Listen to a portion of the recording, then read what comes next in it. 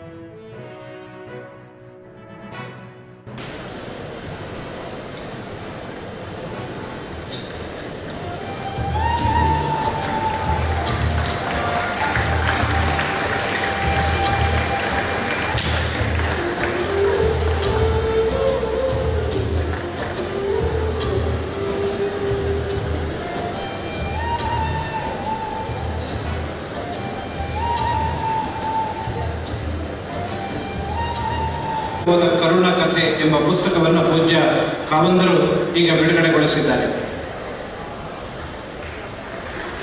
ಇನ್ನೊಂದು ಪುಸ್ತಕ 75ರ ಭಾರತ. 1947ರಲ್ಲಿ ಭಾರತ ವಿದೇಶಿ ದಾಸರಿಂದ ಸ್ವತಂತ್ರಗೊಂಡಾಗ ರಾಜಕೀಯವಾಗಿ, ಧಾರ್ಮಿಕವಾಗಿ, ಸಾಂಘಿಕವಾಗಿ ಹಾಗೂ ಆರ್ಥಿಕವಾಗಿ ಇದ್ದ ಸ್ಥಿತಿಯನ್ನು ಕಂಡು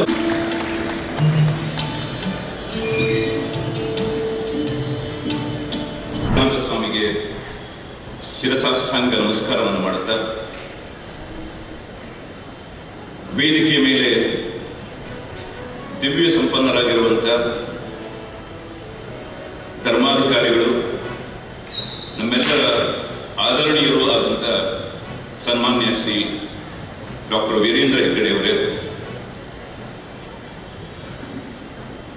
ಸಾಹಿತ್ಯ ಸಮ್ಮೇಳನವನ್ನು ಉದ್ಘಾಟಿಸಿದಂಥ ಹಿರಿಯರು, ಚಿಂತಕರು, ಅಂಕಣಕಾರರು ಆದಂಥ ಆತ್ಮೀಯರಾದಂಥ ಶ್ರೀ ಪ್ರೇಮಶೇಖರ್ ಅವರೇ,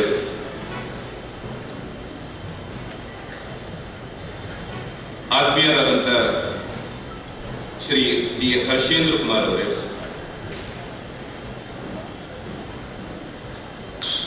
ನನಗೆ ಆಪ್ತರಾದಂಥ ಸನ್ಮಾನ್ಯ ಸುರೇಂದ್ರ ಕುಮಾರ್ ಅವರೇ,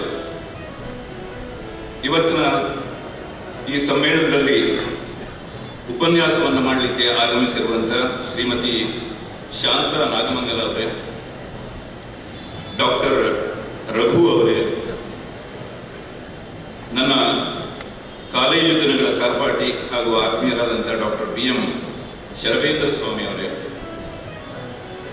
ವೇದಿಕೆಯ ಮುಂಭಾಗದಲ್ಲಿ ಇರುವಂಥ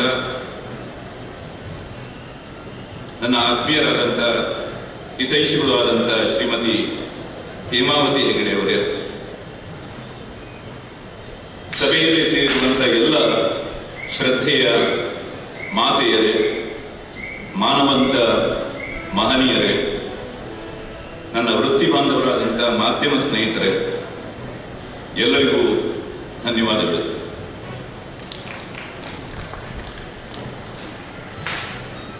ಇದೊಂದು ವಿಶೇಷವಾದಂತಹ ಗೌರವ ಸಜ್ಜನಿಕೆಯನ್ನು ಹೊಮ್ಮಿಸುವಂತಹ ವೈಭವದ ಛಾಯೆಯನ್ನು ಹೊಂದಿರುವಂತಹ ಒಂದು ಸಭಾಮಂಟಪ ಅಂತ ನಾನು ಭಾವಿಸಿದ್ದೇನೆ. ಇಂಥ ಒಂದು ಕಾರ್ಯಕ್ರಮದಲ್ಲಿ ಭಾಗವಹಿಸುವಂಥದ್ದು, ಅದರಲ್ಲೂ ವಿಶೇಷವಾಗಿ ಈ ಸಾಹಿತ್ಯ ಸಮ್ಮೇಳನದ ಅಧ್ಯಕ್ಷತೆಯನ್ನು ವಹಿಸುವಂಥದ್ದು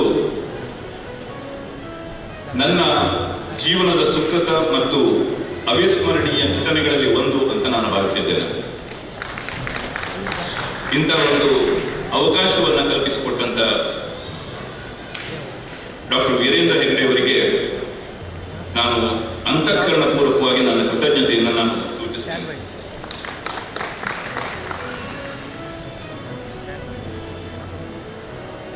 ನಾನು ಧರ್ಮಸ್ಥಳಕ್ಕೆ ಬರದೆ 3-4 ವರ್ಷಗಳಾಗಿತ್ತು ಅಂತ. ಇವತ್ತು ಬೆಂಗಳೂರಿನಿಂದ ಮಂಗಳೂರಿಗೆ ಬಂದು ಮಂಗಳೂರಿಂದ ಕಾರ್ನಲ್ಲಿ ಬರುವಾಗ ಯೋಚನೆ ಮಾಡ್ತಾ ಬಂದೆ. ಸಾಮಾನ್ಯವಾಗಿ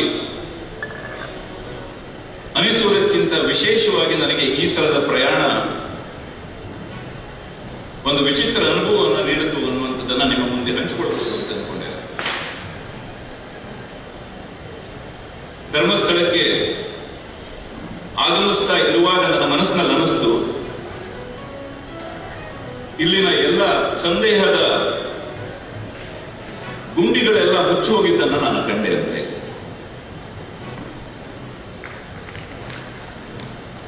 ಮುಖವಾಡ ಮತ್ತು ಮುಸುಕಗಳೆಲ್ಲವೂ ಕೂಡ ಕಳಚಿ ಬಿದ್ದಿದ್ದನ್ನು ಕೂಡ ಕಂಡೆ.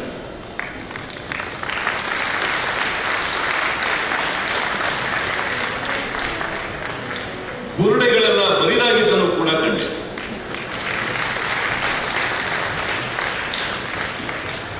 ಸುಳ್ಳು ಮಕಾಡಿ ಮಲಗಿದ್ದನ್ನು ಕೂಡ ಕಂಡೆ. ಸತ್ಯ ಗೆದ್ದಿದ್ದನ್ನು ಕೂಡ ಕಂಡೆ.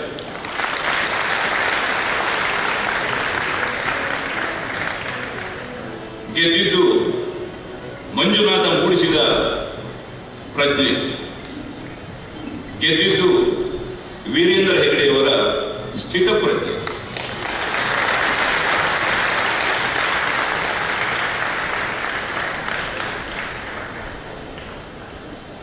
ನಾನು ಇದನ್ನು ವಿವರಿಸಬೇಕಾಗಿಲ್ಲ, ಎಲ್ಲರಿಗೂ ಕೂಡ ನಮಗೆ ಚೆನ್ನಾಗಿ ಅರ್ಥ ಆಗಿದೆ. ಸತ್ಯ ಗೋಡೆಯ ಮೇಲೆ ಬರದಷ್ಟು,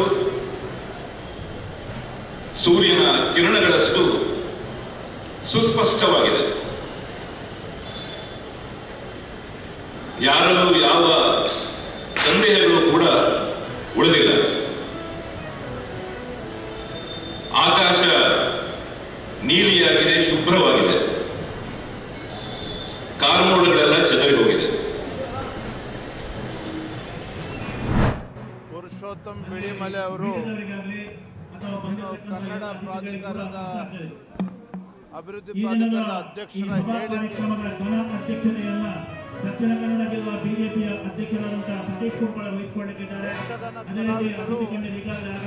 ಕಲಿಂಗಕಾಮಿಗಳು ಅನ್ನುವ ಹೇಳಿಕೆಯನ್ನ ಅವರು ನೀಡಿದ್ದಾರೆ. ಇದು ಅಕ್ಷಮ್ಯ ಅಪರಾಧ. ಮಾಜಿ ಮುಖ್ಯಮಂತ್ರಿಗಳು ಅವರು ಕೊಟ್ಟಿರ್ತಕ್ಕಂಥ ಹೇಳಿಕೆ ಯಕ್ಷಗಾನ ಕಲಾವಿದರಿಗೆ ಮಾಡಿರ್ತಕ್ಕಂಥ ಅಪಮಾನ ಅಷ್ಟೇ ಅಲ್ಲ, ಕರಾವಳಿಯ ಸಂಸ್ಕೃತಿ ಪರಂಪರೆಗೆ ಮಾಡಿರ್ತಕ್ಕಂಥ ಅಪಮಾನ ಅಷ್ಟೇ ಅಲ್ಲ, ಇಡೀ ಹಿಂದೂ ಸಮಾಜಕ್ಕೆ ಮಾಡಿರ್ತಕ್ಕಂಥ ಅಪಮಾನ.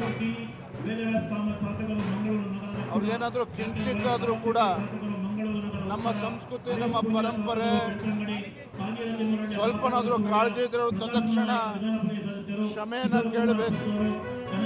ಅವರ ಹೇಳಿಕೆ ಕಾಂಗ್ರೆಸ್ ಪಕ್ಷದ ಸಂಸ್ಕೃತಿಯನ್ನು ತೋರಿಸ್ಕೊಡ್ತದೆ. ನಾನು ರಾಜ್ಯದ ಮುಖ್ಯಮಂತ್ರಿಗಳಿಗೆ ಆಗ್ರಹ ಪಡಿಸ್ತೇನೆ, ಕಾಂಗ್ರೆಸ್ ಪಕ್ಷಕ್ಕೆ ಏನಾದರೂ ಕೂಡ ನಮ್ಮ ಸಂಸ್ಕೃತಿ, ನಮ್ಮ ಪರಂಪರೆ, ಇವತ್ತು ಯಕ್ಷಗಾನದ ಬಗ್ಗೆ ಸ್ವಲ್ಪನಾದರೂ ಅಭಿಮಾನ ಇದ್ರೆ, ಏನು ಯಕ್ಷಗಾನ ಅಂತಕ್ಕಂಥದ್ದು ಒಂದು ಪೂಜ್ಯ ಭಾವನೆಯಿಂದ ಈ ಭಾಗದಲ್ಲಿ ನೋಡ್ತಕ್ಕಂಥದ್ದು, ಅಂತಹ ಯಕ್ಷಗಾನದ ಬಗ್ಗೆ ಅವರು ಕೊಟ್ಟಿರ್ತಕ್ಕಂಥ ಹೇಳಿಕೆ ಅಕ್ಷಮ್ಯ ಅಪರಾಧ. ನಾನು ಮುಖ್ಯಮಂತ್ರಿಗಳಿಗೆ ಆಗ್ರಹ ಪಡಿಸ್ತೇನೆ, ತತ್ಕ್ಷಣ ಅವರ ರಾಜೀನಾಮೆಯನ್ನು ಪಡೆದುಕೊಳ್ಬೇಕು. ರಾಜೀನಾಮೆಯನ್ನು ಪಡೆದುಕೊಳ್ಳುವ ಮುಖೇನ ಅವರಿಗೆ ಕಲಾವಿದರಿಗೆ ಆಗಿರ್ತಕ್ಕಂಥ ಅಪಮಾನಕ್ಕೆ ಒಂದು ಉತ್ತರವನ್ನು ಕೊಡುವಂಥ ಕೆಲಸ ಅವ್ರು ಮಾಡಬೇಕು ಅಂತ ನಾನು ಆಗ್ರಹ ಪಡಿಸ್ತೇನೆ. ನೋಡಿ, ಇದು ಭಾರತೀಯ ಜನತಾ ಪಾರ್ಟಿಗೆ ಸೀಮಿತ ಆಗಿರ್ತಕ್ಕಂಥದ್ದಲ್ಲ. ಯಕ್ಷಗಾನ ಆಗಲೇ ಹೇಳಿದಾಗೆ ಇಡೀ ಕರಾವಳಿ ಭಾಗದ ಸಂಸ್ಕೃತಿ, ಪರಂಪರೆ, ಹಿಂದೂ ಪರಂಪರೆಯನ್ನ ಪ್ರತಿಬಿಂಬಿಸ್ತಕ್ಕಂಥ ಒಂದು ಕಲೆ, ಒಂದು ಧಾರ್ಮಿಕ ಶ್ರದ್ಧೆನೂ ಕೂಡ ಇದ್ರ ಜೊತೆಯಲ್ಲಿ ಸೇರ್ಕೊಂಡಿರ್ತಕ್ಕಂಥದ್ದು. ಇದು ಭಾರತೀಯ ಜನತಾ ಪಾರ್ಟಿ ಅಷ್ಟಲ್ಲ, ಎಲ್ಲರೂ ಕೂಡ ಪಕ್ಷಾತೀತವಾಗಿ ಇಡೀ ಹಿಂದೂ ಸಮಾಜದ ವಿರೋಧ ಮಾಡಬೇಕಾಗುತ್ತೆ. ಆದ್ಮೇಲೆ ಎಲ್ಲ ಸುದ್ದಿಗಳನ್ನು ನೋಡಿದ್ರಲ್ಲ, ಏನು ಅನಿಸ್ತು ನಿಮಗೆ? ಇದರಲ್ಲೇ ನಿಮ್ಗೆ ಲೈಕ್ ಆಗಿರ್ಬೋದು, ಡಿಸ್ಲೈಕು ಆಗಿರ್ಬೋದು, ಕಾಮೆಂಟ್ ಬೇಡಪ್ಪ ಅಂತೂ ಅನಿಸಿರ್ಬೋದು, ಕಾಮೆಂಟ್ ಮಾಡಬೇಕಪ್ಪ ಅನಿಸಿರ್ಬೋದು, ಶೇರ್ ಮಾಡಬಾರ್ದಪ್ಪ ಅನಿಸಿರ್ಬೋದು, ಅದು ಮಾಡಬೇಕು ಅನಿಸಿರ್ಬೋದು. ಏನಾದರೂ ಆಗಲಿ ಶೇರ್ ಮಾಡ್ತಾಯಿರಿ, ಈ ನ್ಯೂಸ್ಗಳನ್ನ ಹಂಚ್ತಾ ಇರಿ, ಜೊತೆಗೆ ಇದಕ್ಕೆ ಸಬ್ಸ್ಕ್ರೈಬ್ ಆಗ್ತಾಯಿರಿ ಅಂತ ಹೇಳ್ತಾ H16 ನ್ಯೂಸ್ ಅರ್ಥಾತ್ ಹೇ ಸೀತಾರಾಮ್, ಇದು ಸತ್ಯದ ಕೈಗೆ ನಡಿ. ವಂದನೆಗಳು.